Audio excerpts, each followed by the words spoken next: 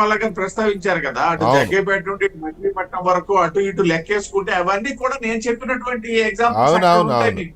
అవును ఇవాళ వైడ్ అంటే మీడియా చేరలేకపోతుంది ఉన్నటువంటి ట్రాఫిక్ ప్రాబ్లమ్స్ వల్ల లేకపోతే నీటి వల్ల, కానీ రేపు వెళ్తే అవన్నీ బయటకు వస్తాయి సార్. అవును అవును డెఫినెట్ గా సార్, తుఫాన్ అంటే మేము కళ్ళగా అనుభవించిన వాళ్ళం కాబట్టి మీరు అన్నట్టుగా ప్రత్యక్ష అనుభవాలతో మేము చెబుతున్నాం.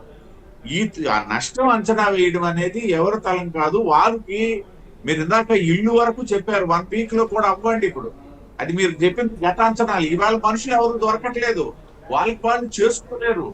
ఇది దాదాపు నెల రోజులు పడుతుంది ఒక్కొక్క ఇల్లు. మీరు అన్నట్టుగా ఫస్ట్ ఫ్లోర్ లో కూడా బురద వెళ్ళిపోయింది అనేసి కింది ఫ్లోర్ లో 3 అడుగులు మినిమం ఉంటది అక్కడ. అవును ఇవన్నీ ఎత్తిపోసుకోవడానికి 1 మంత్ టైం పడుతుంది.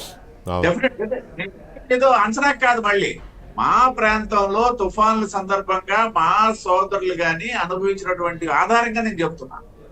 కాబట్టి 1 మంత్ వరకు పడుతుంది వాళ్ళు ఎవరు వాళ్ళ జనావాసాల్లో మళ్ళీ స్థిర నివాసాలు ఏర్పరచుకోవాలని. రెండోది, ఇంకా ఈ సహాయానికి సంబంధించి మాత్రం చంద్రబాబు నాయుడు గారు మంచి అపీల్ చేశారు. ఏదైతే పబ్లిక్ అపీల్ అనేది ఇవాళ స్పందన కూడా బాగుంది, రేపెల్లుండిలో బాగుంటుంది. అంటే సహజంగా రాజకీయ పార్టీలు మనం ఏదో చేస్తుంటాం, అది కాకుండా స్వచ్ఛందంగా ప్రజల నుండి గనక ఆ యాక్టివిటీ గనక మనం రన్ చేయగలిగితే ఒక న్యాయం చేసిన వాళ్ళు అవుతాం. ఆ దిశగా మాత్రం మంచి ప్రయత్నమే జరుగుతుందని చెప్పేసి నేను భావిస్తా. ఒకటోది అంటే ప్రతిపక్షం ఏదైతే విమర్శిస్తుందో దాని గురించి కూడా ఒక మాట చెప్పి నేను ముగిస్తాను. ఏమండి, ఇవాళ నిజంగా ఇవాళ వచ్చినటువంటి వరదలకి ప్రధానమైనటువంటి కారకుడు ఎవడం అంటే జగన్మోహన్ రెడ్డి. ఎందుకని చెప్తానంటే, ఏదైనా తొలకరి ప్రారంభమైనటువంటి సమయంలో గతంలో ఒక ప్రోటోకాల్ ఉండేదండి జలవనరుల శాఖ. ఏంటంటే, ఎక్కడ నదీ తీర ప్రాంతాల్లో ఉన్నటువంటి ఆ గట్లు బలహీనంగా ఉన్నాయి, కరకట్లు, ఎక్కడ కాలువలు బలహీనంగా ఉన్నాయి, ఎక్కడ తూములు బలహీనంగా ఉన్నాయి, ఇవన్నీ అంచనా వేసుకొని వాటిని సరిదిద్దుకుంటూ అవసరమైతే అవసరమైనటువంటి ఇసుక బస్తాలను గాని లేకపోతే యంత్రాలను గాని సమకూర్చుకొని, ఎప్పుడు నేను చెప్పేది జూన్ జూలైలో జలవనరుల శాఖ అంచనాలు వేసుకొని వాటన్నిటికీ ప్రభుత్వం కొంత బడ్జెట్ కేటాయిస్తే అవన్నీ సరి చేసుకొని ఉన్నటువంటి సందర్భం. ఇవాళ ఏం జరుగుతుంది మనకి, అటువంటి ముందస్తు చర్యలు పూర్తిగా 5 సంవత్సరాలుగా లేవు.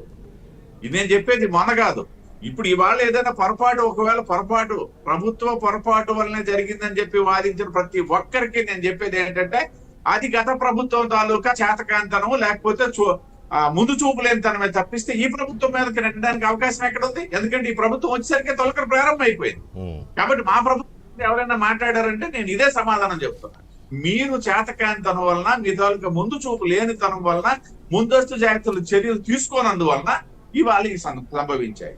ఇంకో విషయం నేను చెప్తాను వెంకటకృష్ణ గారు, ఈ తుఫాన్లకు సంబంధించి కూడా నా దగ్గర అంటే మాకు సాంప్రదాయబద్ధంగా మాకు ఉన్నటువంటి సమాచారం ఏంటంటే, జూన్ జూలై ఆగస్టు నెలలో వచ్చిన తుఫాన్లన్నీ కూడా నార్త్ సైడ్ ప్రయాణం చేస్తాయండి. ఏర్పడడం అయితే మాత్రం in between Ganjam and Kakinada తీరం మధ్యలోనే ఇవన్నీ అల్పపీడనాలు ఏర్పడతాయి. కానీ వీటి ప్రయాణం ఎలాగుంటది అనేసి అంటే, నిన్నటి వరకు పూర్తయినటువంటి ఆగస్టు వరకు ఇటువైపు ప్రయాణం చేస్తాయి. ఏది ఉత్తరాది ఇటువైపు వెళ్ళిపోయి బంగ్లాదేశ్ మీదుగా, గతంలో చూశారు మీరు, ఈ సంవత్సరం 2 తుఫాన్లు కూడా బంగ్లాదేశ్ మీదుగానే, వెస్ట్ బెంగాల్ బంగ్లాదేశ్ మీదుగానే వెళ్ళిపోయాయి. ఇక్కడ నుండి ఏదైతే సెప్టెంబర్, అక్టోబర్, నవంబర్ నెలలో వచ్చినటువంటి తుఫాన్లన్నీ కూడా దక్షిణ వైపు ప్రయాణం సాగిస్తాయి. ఇప్పుడు ఈ తుఫాన్ ఇంచుమించు దాదాపు అదే సంకేతాలు ఇచ్చింది. బహుశా నేను ఎందుకు ఇది కోట్ చేస్తున్నానంటే, రేపు 5వ తేదీ నుండి ప్రారంభమయ్యే అల్పపీడనం గనక ఒకవేళ వాయుగుండం మళ్ళీ తుఫాన్ గాను మారితే గనక ఇది కూడా ఖచ్చితంగా అటువైపు ప్రయాణం చేస్తుంది. దక్షిణ ఆంధ్ర ప్రాంతానికే ఎఫెక్ట్ ఉంటుంది, లేదా తమిళనాడు వైపు వెళ్ళిపోతుంది. ఇది చరిత్ర. నేను చెప్పేది తమిళనాడు వైపు వెళ్ళినా కూడా మీరు అన్నట్టు తడ, అటు చెన్నై నుంచి ఇటు తడ, బాపట్ల ఈ ఏరియాకి, ఇటు భీమవరం దాకా, మచిలీపట్నం దాకా కొట్టుతుంది కదా. మీరు గత అనుభవాలు కూడా అంతే, ఒకసారి లెక్క వేసుకోండి. గతంలో తడ ఆ ప్రాంతంలో వచ్చిన తుఫాన్లన్నీ కూడా సెప్టెంబర్, అక్టోబర్, నవంబర్ లో వచ్చినవే. అవును అవును అవును అవును అది అంటే మేము తీర ప్రాంతంలో ఉంటాం కాబట్టి మాకు ఇవన్నీ కొంత అవగాహన ఉంటుంది. కరెక్ట్. మీరు ఎప్పుడు ప్రతి సంవత్సరం ఏదో ఒక రూపంలో దానికి గురవుతూ ఉంటారు, వాటి గురించి స్టడీ చేస్తూ ఉంటారు.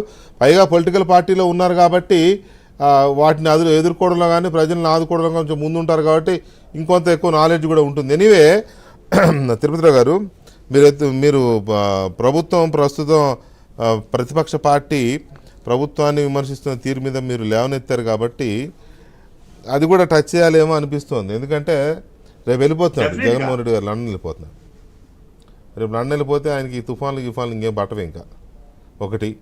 రెండోది, ఆయనేమో కృష్ణానదికి బుడమేరుకి లింక్ పెడతాడు. ఆయన చంద్రబాబు నాయుడు గారు ఇల్లు మునిగిపోకుండా ఉండడం కోసం బుడమేరు గేట్లు ఎత్తేసాడు అంటారు. అక్కడ గేట్లు ఎక్కడ ఉన్నాయో నాకు తెలియదు. ఆ రెండింటికి లింక్ ఏంటో నాయకుడేమో అలా మాట్లాడతాడు. వాళ్ళ ఫాలోవర్స్